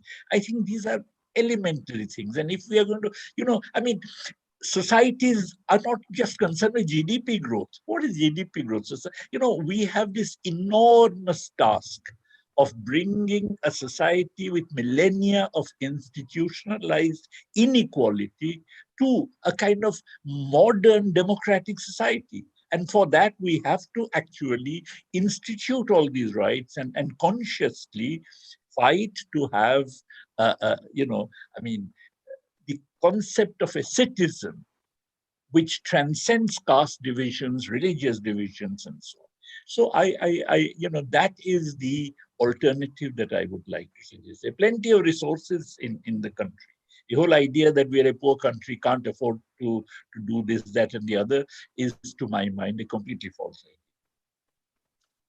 Okay, Professor Patnaik, a second set of questions relate to this fact that, okay, you spoke of the possibility of an alternative. So now, given the context of the crisis of the COVID crisis having exposed, in a sense, neoliberalism, is there really any kind of a movement towards an alternative become more likely? Particularly, not just because people are put pressure on governments to make those changes, but also because in government thinking also changes are taking place, in particular in relation to the question of taxation. Someone has made a reference to Janet Yellen's comments about the possibility of capital gains tax and being increased in the United States. So is that new outlook towards taxation also likely? And does the policy of higher taxation of the rich and transfers to the poor offer a possibility out of the crisis of the present? Yes, as I said, alternatives to neoliberalism and going back in some ways to a sort of, you know, Keynesian, interventionist, egalitarianism is now very much on the cards in the West. Now, obviously, these things take a long period of time to get implemented and so on. But unfortunately, our government is not thinking along these lines. Our government is actually thinking in terms of asset monetization, which is actually just the opposite, which is handing over all kinds of assets to the private sector. And even though there is this specious distinction being made that is not really private ownership, but fundamentally it really amounts to handing over ownership over assets for a prolonged period of time to the private sector, like long leases and so on. So the point is that, you know, our government is not thinking, it's an extremely right-wing government, is not thinking in terms of any kind of an interventionist, egalitarian, Keynesian, even a Keynesian or a left Keynesian trajectory. So the thing is that, as far as I can see, our response, for instance, to the whole COVID-19 crisis, every major country in the world gave fiscal transfers to its population. But in India, notwithstanding the fact that civil society organizations, political parties, they were all demanding that, look, give fiscal transfers to people who have lost jobs, who have lost incomes. The government did nothing.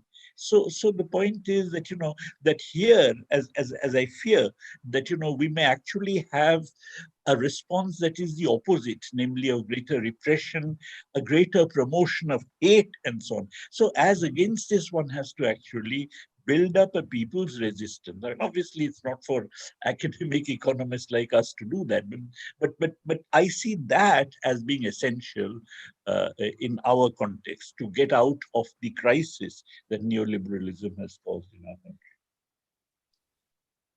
Thank you. Then there's a set of questions about the so-called politics of neoliberalism, and people are curious to know about your understanding of specifically what is the relationship between neoliberalism and neo-fascism, in particular aspects like, what is the relationship, how do primitive accumulation and neo-fascism mutually interact? What has been the impact of neoliberalism in the sphere of culture? Can one say that neoliberalism has meant a loss of sovereignty and freedom? So a particular kind of neocolonialism has come with neoliberalism. Let me begin from the last point. You see, when we talked of neocolonialism, we talked in terms of the neocolonial assault on a nation. Now, what we have to see today is that the old concept of the nation is fractured because the bourgeoisie is with the globalized finance, always globalized capital. Our bourgeoisie itself is globalized. So that effectively what you have is a fracturing of the old nation itself. So what is certainly true is that the building of a nation that is inclusive, that incorporates the people, is a project that has to be revived. But this project, alas, in the current context, would have to be a project that the bourgeoisie would actually oppose, or large segments of the bourgeoisie would actually oppose. Because they have been beneficiaries of neoliberalism and continue to be beneficiaries of neoliberalism even when it is facing a crisis. Now the point is, because it's facing a crisis, they get more concessions, as you were saying. So because of this, therefore, the project of reviving the nation today would have to be a project of reviving a nation based on the people from whom, unlike in the anti-colonial struggle, large segments of the bourgeoisie may well be excluded. That is the first thing. Secondly, there was this whole question of I saw in the chat box a question that actually says that if neoliberalism gives rise to neo-fascism, then was the Congress neo-fascist? No, I didn't say neoliberalism gives rise to neo-fascism. I said the crisis of neoliberalism gives rise to neo-fascism. And the crisis of neoliberalism is something which has arisen in the recent period. And that has certainly, in fact, that is what has brought the neo-fascists into power.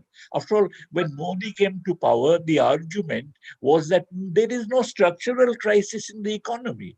The argument was that the crisis you see is because Manmohan Singh is no good, because it's a weak government, because it's a corrupt government, that it is that which is the cause of the crisis, nothing structural about it. And therefore, neo-fascism comes into being or comes center stage precisely in a period of crisis of neoliberalism, as indeed in the 1930s, Hitler had come to power, or all kinds of fascist movements all over the world had actually moved center stage in a period of crisis of the Great Depression. primitive accumulation of capital, I believe, is not just a fascist phenomenon. Primitive accumulation of capital accompanies neoliberalism right from the beginning. Let's be very clear, because when Dr. Manmohan Singh had said that our biggest crisis, our biggest challenge comes from the Naxalites, what he had in mind is basically it comes from the fact that the mineral resources are occur in lands occupied by tribal people.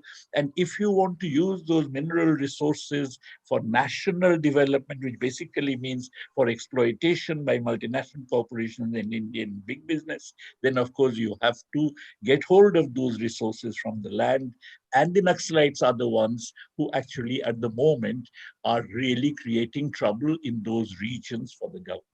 So the whole point is that primitive accumulation of capital is something which is a feature of neoliberalism.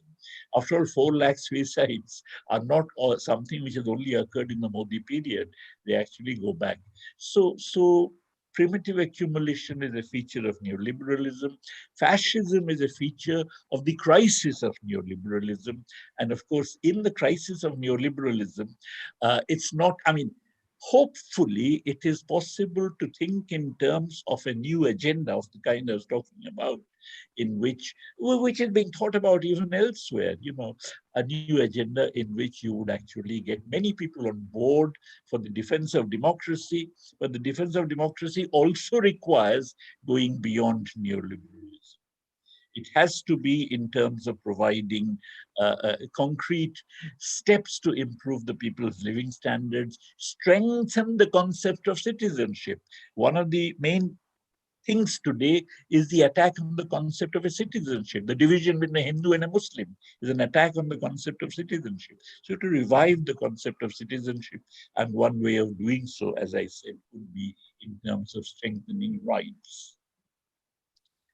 There are a set of questions on the farm laws, which will be on which I would like the observations of all 3 panelists. But before I come to that, one final set of questions to Professor Patnaik specifically, which is that does the example of Nepal with a communist majority or a left government in Kerala, do their experiences illustrate the difficulties of breaking out of a neoliberal agenda, or do they illustrate possibilities that exist of actually fashioning an alternative?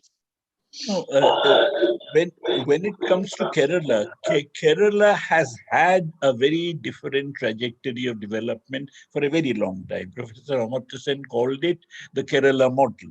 And the Kerala model is a model that has always believed in providing people with certain facilities, certain amenities, a redistribution model, not necessarily, as opposed to the Gujarat model, where the whole idea is that growth of GDP is central. In order to promote the growth of GDP, what you have to do is to give, as Jayati was saying, more and more concessions to the capitalists so that they come and invest in your state. Now, Kerala has not done that. Kerala, from the very beginning, has been concerned with ensuring that people get a certain minimum conditions of living. I hope Kerala would actually stick to that kind of trajectory of development, because there is an enormous pressure that is kind of imposed by the media, by everybody. There's something called development in quotes, which either you are pro or you are against. And if you are doing something by way of redistribution in favor of the people, then you are called populist, which is considered a dirty word, as opposed to someone being concerned with development, which is supposed to be virtuous and so on. So there is this barrage of propaganda which is being thrown at the left, which is being thrown at the communist governments and so on, whether in Nepal or in India. And to the extent the governments can actually withstand this barrage of propaganda, I think we would be able to see better days for the people at large in the future.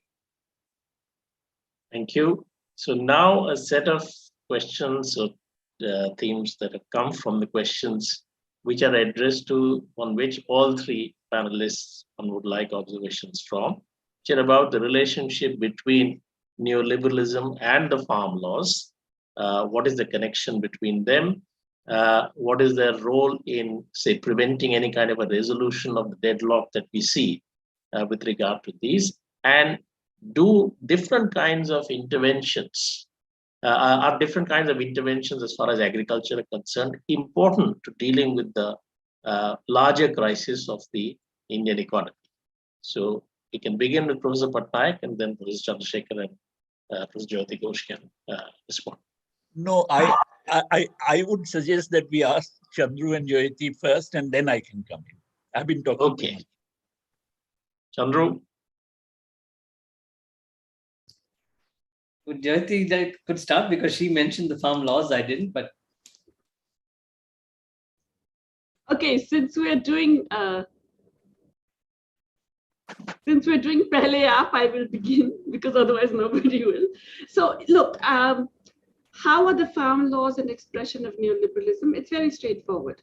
What they would do is remove even the very few protections that currently exist. I already mentioned that this phase has meant that farmers are exposed to global volatility of prices, and that input prices have been rising sharply.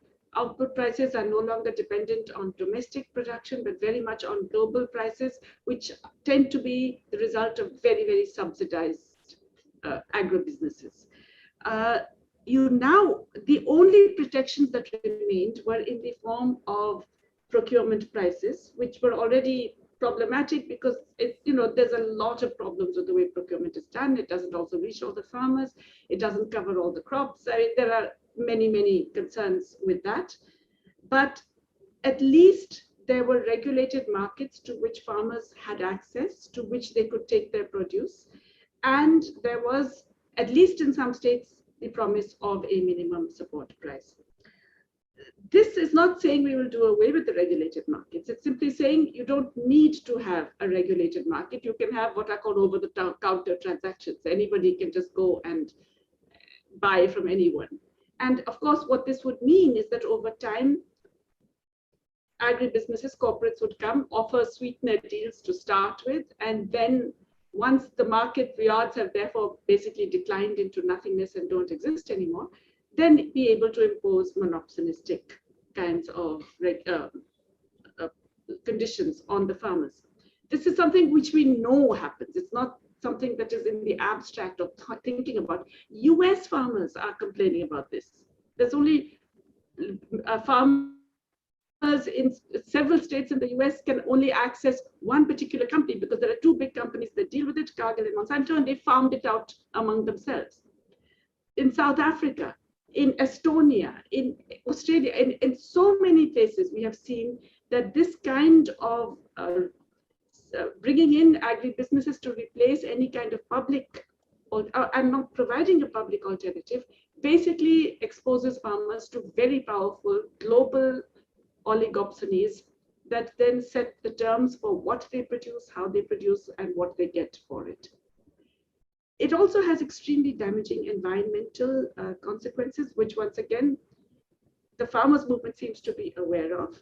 So I think it's important to recognize that the farmers' movement so far has brought out issues that are far more sophisticated than most people realize and are far more understanding of the real economic processes at work than most of the commentators that we see in the English language media who hold it forth on it without a full comprehension of the issues. Does the, the second part of this question was about, no, I forgot it. But anyway, the second part of this question, I think, relates to whether the farm laws can actually impinge on a different kind of political response, right?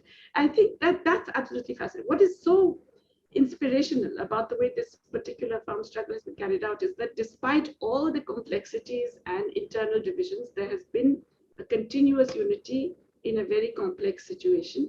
And a very strong role has been played by women farmers who so far have been denied recognition even as farmers, because typically they don't hold land titles, they don't get bank loans, they don't get all the things that a farmer gets. But there's been a very strong role played by women farmers in this. And there is a strong recognition of the need for the land rights recognition of those who are in tribals who are in so-called forest areas who have been occupying for generations, if not a century, and others who have otherwise been excluded by this process.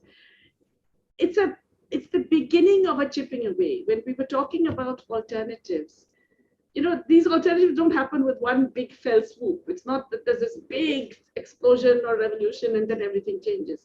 They can also happen by chipping away. And in many countries we've seen that it's that chipping away that generates progressive alternatives over time.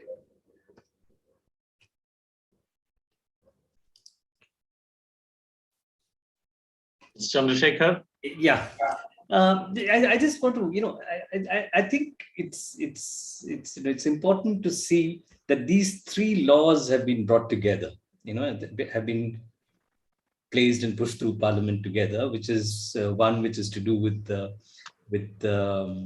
way in which the trade in farm products is conducted, the role of the regulated markets in that.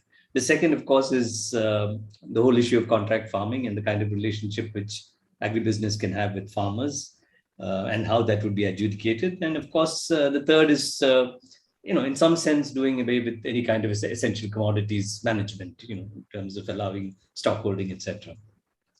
Now, this is in fact a parallel to, what happened in, when the kind of regime we have now first came.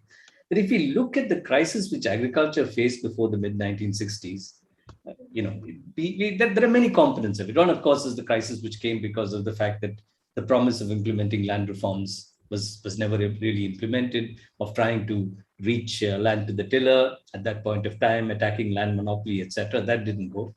The second is what Sukumoy Chakravarti and others said was treatment of agriculture as a bargain sector, that you needed to put investment into industry, etc., if you want some returns from there. Whereas in agriculture, you basically look at some institutional change, which is land reforms, which of course in most parts of the country wasn't implemented, and subsequent cooperativization.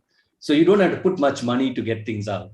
And the third, of course, was that there was a failure to try and actually give farmers decent returns. In fact, PL 480 imports kept prices down so that farmers actually faced terms of trade which moved against them. So all of that resulted in a situation where you virtually created the farm crisis of the mid-1960s. And of course, they didn't want to go back to structural change. But what was done was multiple, that you actually decided that what you're going to do is, of course, use Green Revolution technology, high-yielding varieties, combine it with pesticides and fertilizers, some investment in irrigation, not enough, but some investment in irrigation, etc. So it was one to try and actually deal with the problem of the inadequate growth of supply, because of the fact that you had kept the farm sector at the losing end of economic change during the period from the 1950s to the 60s. And the second is that you said that, listen, if we want farmers to make the shift, even giving them this package, you really have to ensure remunerative prices, which means that you have to say that, listen, I'm going to procure at a particular price, which is a cost plus price, any amount that you want to offer to me. And of course, you're welcome to go to the market. But if you come, of course, it wasn't that they created a procurement system which was dispersed enough to be able to help all farmers, but that was the idea. And the third, of course, the whole point was that if you actually procure this, what do you do with it? And then you decided to set up the whole public distribution system, which would actually then carry this and provide food at rates which were going to be subsidized, because of the fact that the cost plus price plus the carrying cost, etc., that you would have meant an economic cost, which would have made it too expensive for those whom we wanted to give access to food through the PDS, and therefore you added on a subsidy. So it was, all of them were interrelated. And in some sense, what you're seeing today is that, of course, as I said, that they didn't go the whole hog. They didn't go to structural change if any fundamental sense. But this was an interventionist strategy, including offering a remunerative price and whatever else the other problems which the Green Revolution strategy had. This was one which actually privileged state intervention, both in terms of increasing production, of giving farmers a reasonable return, and reaching food to the people. Not that it was implemented in full, but it was something which in perspective was that way. Now, what you are doing now is actually going to dismantle all of it. Of course, you're not directly bringing in MSP into these laws, but it's very clear that that's going to break down because they don't want to guarantee an MSP legally. And this is going to dismantle all those structures. It's going to dismantle the whole procurement system. It's going to bring the private sector in. It's going to establish a connection between private players and farmers through contract farming, etc. So it is completely a neoliberal strategy. That's why you have to bring all the three farm laws simultaneously together. And what you're trying to do is to dismantle that interventionist structure and to think that you're actually going to get, without any protection for the farmers, just allowing big business to enter and markets supposedly to work, you're going to actually get a resolution of what is once again a farm crisis, in which now the problem is not so much that production has not been increasing, but the problem is farmers don't get a remunerative price, and you're not able to ensure adequate supplies of food at reasonable prices because of the fact that you're whittling down the public distribution system. So you're actually trying to reverse that. And in that sense, it is directly connected to neoliberalism.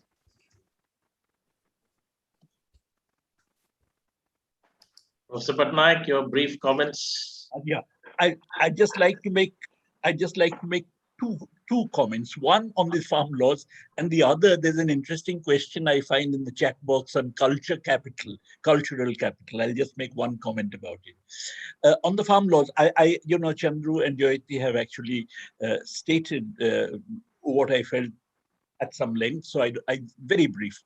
One of the purposes of the farm laws would be to change the nature of land use in order to make sure that our food self-sufficiency goes. You see, one thing which neoliberalism has done is that earlier we had intervention by the government, not only in food crops, which of course is well known, but also in cash crops. You had all these tea boards, coffee boards, square boards, rubber boards, and so on, which actually had a marketing function. When prices crashed, they would move into the market in order to buy. Now, all that marketing function is gone, so that now, under neoliberalism, cash crops prices are allowed to crash. In other words, there is no question of any price support. Food grains, however, the government still now have not had the guts to do away with the minimum support and procurement prices, because of which we actually have been getting substantial amounts of food grains output every year. Now what these laws are going to do is just do away with that. Why is that the case? Because the advanced countries have surplus food grain stocks to sell. And as a result, they would like us to shift our land use away from food crops towards the kind of crops that they require, while they would like us to be dependent upon them as far as food is concerned. Now, this is what happened in Africa and the African famines. We have seen pictures of Ethiopian children who are famished and so on, were basically a result of that. And what is more, you are having the same thing next door in Sri Lanka. The fact that the Sri Lankan government doesn't have enough foreign exchange to buy food, which is why there is going to be a massive food crisis in Sri Lanka, is because they abandoned their self-reliance on food grains. Now, if we do that because of the farm laws, then that would be disastrous, and that's one of the purposes of farm laws. Now, the other point I wanted to make about cultural capital is that I just want to bring to your notice two things. One is that, you see, under the present government, and in fact under neoliberalism generally, but present government in particular, everything becomes a commodity. What has happened? I mean, that's what capitalism does, but this government is actually accelerating that whole process. Look what has happened in Jallianwala Bagh. I mean, after all, the fact that it is a sacred spot for the nation's consciousness is being completely sidelined and is being made into a commodity where tourists would come, their kind of pictures and posters and, murals and this and that. And it is being developed as a tourist spot. as a commodity to sell to foreigners, as opposed to something whereby the nation, in fact, refurbishes its collective memory. So that is on the one hand, what capitalism today is doing to our culture. On the other hand, the point that Jayati was making, which is very important, you look at the peasant struggle, you look at the farmer struggle.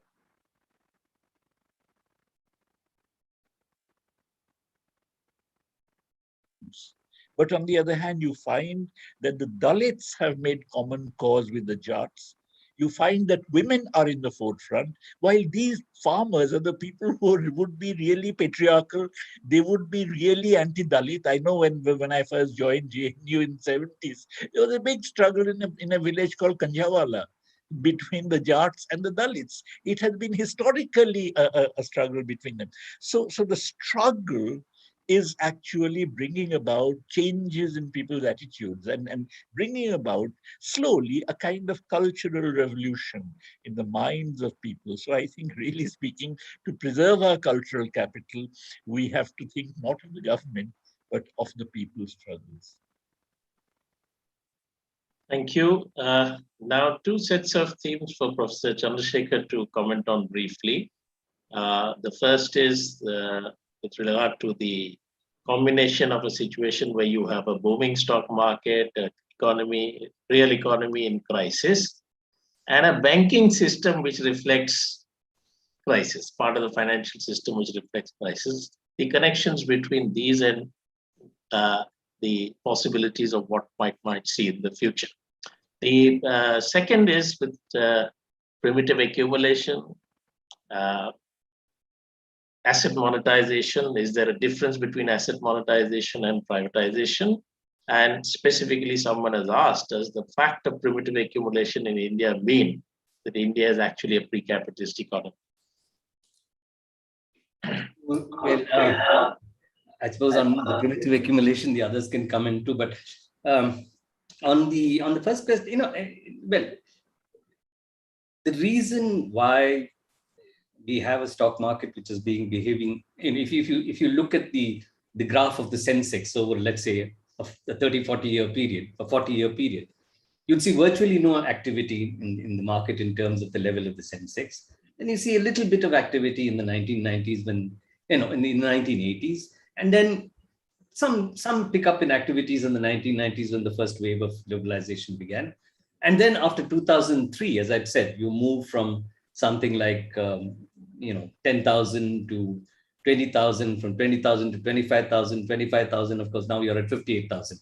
So in a period between 2014 and now, you moved from something like 25,000 to 58,000 in terms of the level of the market as captured by the Sensex, which of course is a 30 stock index. Now, this coincides completely with the pace at which foreign capital has come into the country, foreign finance capital has come into the country. And therefore, there is a clear link that you're really saying that you have a market which is pretty shallow. It doesn't have too many, stocks which are actively traded. And those stocks which are traded, the amount of stocks available for trading is low because promoters hold a very large share, or financial institutions domestic financial institutions hold a significant share. So the amount available for trading is small. So if you have markets which are narrow and shallow, and you have this capital coming in, obviously you're going to have the speculative boom, into which, of course, Indian financial institutions, mutual funds, high net worth individuals, etc., have entered to make their investments, and we have had our share of scams, etc. So the boom there is very clearly the result of the inflow of foreign finance. What happened in banking was also the result of the inflow of foreign finance, because the inflow of foreign finance actually was an injection of liquidity into the system, which is coming because of the injection of liquidity internationally, where a part of that capital comes into India, it gets converted into rupees and makes into investment. When whoever gets the money after the investment is made, obviously goes and puts the money into the banking system. Nobody keeps that kind of money under their pillows. And therefore, you end up with a situation where you have a banking system which is flush with liquidity, has no choice but to go out and find areas to lend to and invest in. Then you get a credit boom.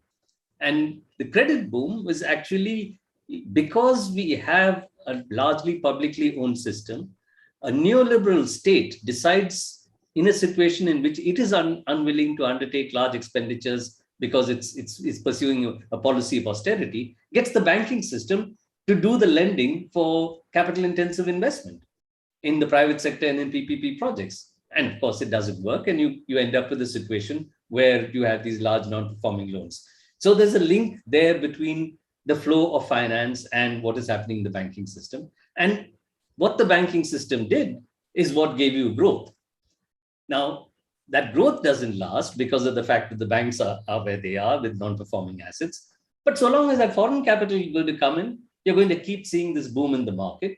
So you're going to have this situation where you're going to have this complete lack of any correspondence between how the real economy is functioning. Because we've entered into a period of real economy growth crisis. But so long as the international system is flush with liquidity and it keeps coming in, you're going to have this boom in the stock market and have this. Just a brief comment about, is asset monetization different from privatization? It's very strange. You're picking up all sorts of assets. You're giving it for, let us say, 25 to 30 years, assuming it gets bought. You obviously have to give freedom to that investor to, make the returns.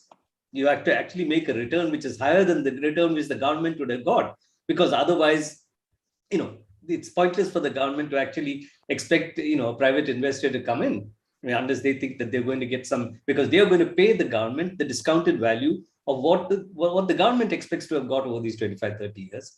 So during this period of time, what's going to happen?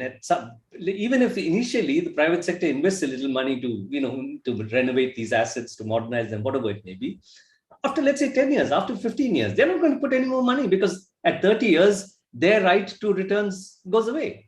So at 30 years, the government will take it. It'll either have to dump them because those assets have lost their value, or it will have to actually put them back to, at that point of time, finance their receipts requirements, their budgetary requirements. So you're going to have a constant cycle of decent assets going back, so that it's absurd to say that it's still government owned, because it's going to be a cycle of private ownership, maybe the same, maybe different private owners, or it's going to be assets going in for monetization and then losing value completely and therefore getting dumped, as might happen to, I don't know, some buildings, even some railway stations, if any of these railway stations are bought, and so on and so forth. Yeah, that's the way I see it. So it's I think the others can come in on the primitive accumulation. So let me now turn to Professor Jayati Ghosh. There are some questions specifically addressed to her. There are a set of questions which relate to the argument made about the importance of industrial policy in so-called success of certain sectors. So there are two related questions on this theme. One asks this question: whether, had the older policies continued, would we have been able to see the success of the IT industry that has been actually witnessed? And second is that if you argue that there is this policy interventions have been important, how have these policy interventions been possible in the era of neoliberalism itself? So that's one thing that we could comment on. Second question relates to the question of openness, which is does an economy at some stage of its development need to really open up? And are there ways of opening up in which where you do not lose your autonomy to global finance? Are there ways of opening up which are available? And finally, there's a question about whether a new Green Deal kind of plan is possible in the Indian case. Thank you. These are all very good questions. So look, the IT industry, what does it mean by, with the earlier policies? Because let's face it, lots of the success of the IT industry comes from the fact of technologies which were developed in the north, and in the fact that certain new kinds of activities were enabled, and that we had the skilled workers and professionals who could actually make use of those technologies, was absolutely critical. So what was it that liberalization per se did? I would argue that the critical thing here was that was not that it was liberalized so much, as that they were allowed to set up, they were given tax, encouraged to set up by giving tax holidays. That's huge. They were given tax holidays first for a decade, then for another decade. And they were given massive assistance in the form of cheap imports of hardware. So these are all active state policies, or proactive state policies, if you like, which could be done in a liberalized context or in a so-called, I mean, in the 1980s kind of context, for example. It could have been done equally in either of these contexts.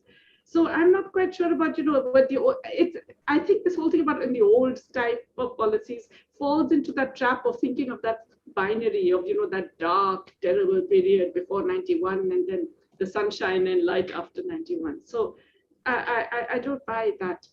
How was it possible at all in the neoliberal period? Because neoliberalism also happens in phases, and it's not one blanket thing. It's not also one, either or. It's not that you are one day above water and the next day underwater or something. These are all varieties. Just like there are varieties of capitalism, there are varieties of neoliberalism. And many countries, there are varieties of engagement in the global market. There are varieties of how you deal with fiscal policy in a period when you are constrained about your deficits. There are varieties about whether you still try and raise taxes from the rich. There are varieties of how much you allocate to social welfare and to social protection. All of these are very, very different across countries. And so to paint everything by saying, once you're in a neoliberal era, it's all exactly the same. I think that's wrong, because there are very many differences which are determined by the political economy of these countries, given the broader. That it is absolutely true that 2005 was an important watershed from the point of view of WTO rules kicking in and denying the possibility of even things that were done beforehand. The kinds of industrial policy that were possible before 2005 are no longer possible today within the framework set by the ever tightening rules. Now, of course, all of these are also choices. The governments in India and elsewhere can choose to be part of an international system that enforces these rules. They can choose to sign bilateral investment treaties that force them to do certain things and accept IPRs as part of investment and so on. They can choose to join economic partnership agreements and free trade agreements that further constrain their policy space. So these are policy choices of governments, but nonetheless, there is no denying that these were things that have further inhibited the possibilities of industrial policy.